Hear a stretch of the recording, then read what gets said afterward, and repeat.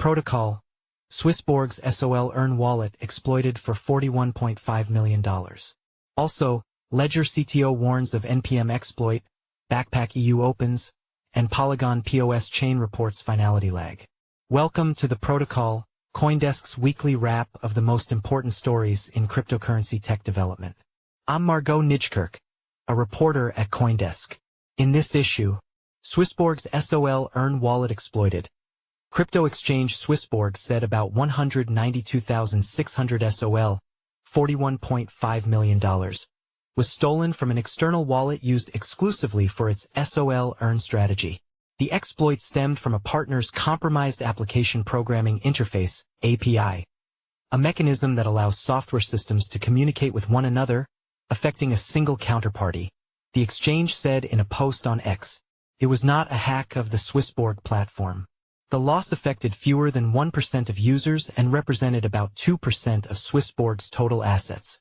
The firm said, all other funds and strategies remain secure, and user balances within the SwissBorg app are unaffected. SOL Earn redemptions are paused while recovery efforts proceed. SwissBorg says it will cover any shortfall, ensuring no user losses. The company is working with white hat hackers, security firms, and law enforcement to recover the funds. A full incident report will follow once investigations conclude.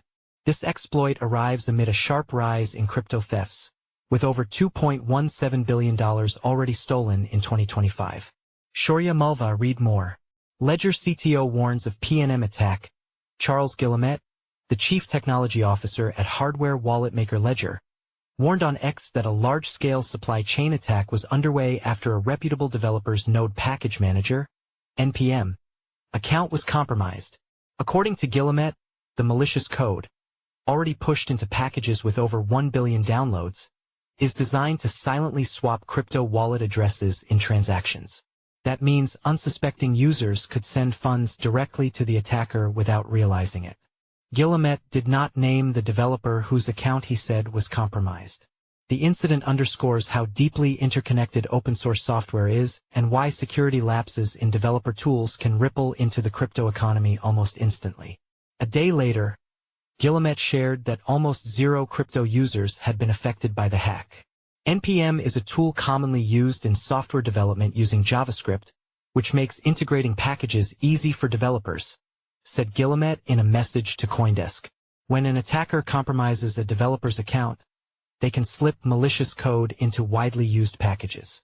The malicious code attempts to drain users by swapping addresses used in transaction or general on-chain activity and replacing them with the hacker's address, Guillemet added. Margaux Nijkerk read more. Backpack EU goes live following FTX EU acquisition. Backpack Exchange, a global cryptocurrency trading platform, said its European division, Backpack EU, is officially live. Operating out of Cyprus and licensed under the European Union's MiFID II framework, the exchange is positioning itself as one of the first fully regulated venues in Europe to offer crypto derivatives, starting with perpetual futures. As far as I'm aware, it's just going to be us and Kraken in Europe offering perpetual futures. Armani Ferrante, the CEO of Backpack, said in an interview with CoinDesk. The debut follows Backpack's acquisition of FTX EU earlier this year. In January, the FTX bankruptcy estate said the sale of FTX EU to Backpack was not authorized. Since then, the issue has been resolved, and in April the exchange began distributing funds to former FTX EU customers, fulfilling their pledge to compensate users affected by the collapse of Sam Bankman-Fried's crypto empire. Backpack EU will provide users access to over 40 trading pairs with up to 10x leverage, the team said in a statement. The platform says it aims to give both retail and institutional traders a compliant gateway to advanced crypto trading products. The rollout also highlights Backpack's broader strategy of rebuilding trust in digital assets following a string of exchange failures. Margaux Nijkerk read more. Polygon POS chain experiences finality lag. Polygon's proof-of-stake chain is live, but transactions are taking longer than usual to lock in, with finality running 10 to 15 minutes behind schedule. Finality is the assurance that a transaction or piece of data is irreversible once confirmed and added to a block in the blockchain. The foundation said in an X post that a fix has been identified and is being rolled out to validators and service providers. The slowdown was tied to issues on some Bor/Aragon nodes and RPC providers, according to Polygon's status page. Node restarts resolved the problem for many validators, while others had to rewind to the last finalized block before resyncing, a status page shared. The disruption comes weeks after Polygon's Heimdall v2 upgrade promised 5-second finality through a modernized consensus stack. Shaurya Malwa Read more. SwissBorg's SOL Earn wallet exploited for $41.5 million after Partners API is compromised. Ledger CTO warns of NPM supply chain attack, hitting 1B plus downloads. Backpack opens regulated perpetuals exchange in Europe after FTX EU acquisition. Polygon POS sees transaction finality lag. Patch in progress. World Liberty Financial, WLFI. The crypto protocol linked to Donald Trump and his family, blacklisted Tron founder and key investor Justin Sun's blockchain address, preventing him transferring WLFI tokens. The move affects 595 million unlocked WLFI tokens held on the address, worth roughly $107 million at current prices, according to Arkham data. The action followed the Sun-linked address making several outbound transactions of WLFI tokens on the Ethereum blockchain, including one for $9 million worth of the tokens, blockchain data shows. Sun, in a translated post on X, said that the address only conducted a few generic exchange deposit tests with very low amounts, and then created address dispersion without involving any buying or selling, which could not possibly have any impact on the market. In a later statement, Sun urged the WLFI team to unblock his tokens. Sam Reynolds Read more.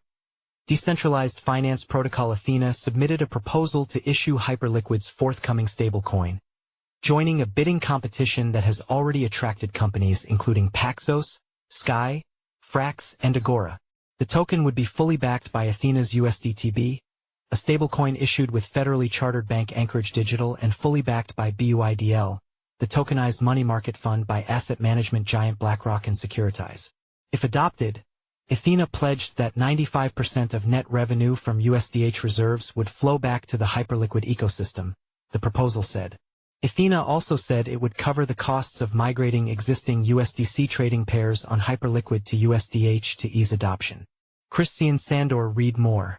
Nasdaq, the U.S. exchange where the tech sector's biggest names list their stocks, is seeking to put equities on the blockchain, asking the U.S. Securities and Exchange Commission to bless its effort even as others in the securities world are sprinting toward the same tokenization goal. If the SEC filing is approved, the exchange will let customers choose either the traditional route for trading equities or do so on-chain with tokenized stocks, an option that would be treated with the same priority as the legacy method. The move by Nasdaq follows an effort by digital brokerage Robinhood to issue stock tokens for European customers in July, giving access to some 200 U.S. stocks and exchange-traded funds, ETFs.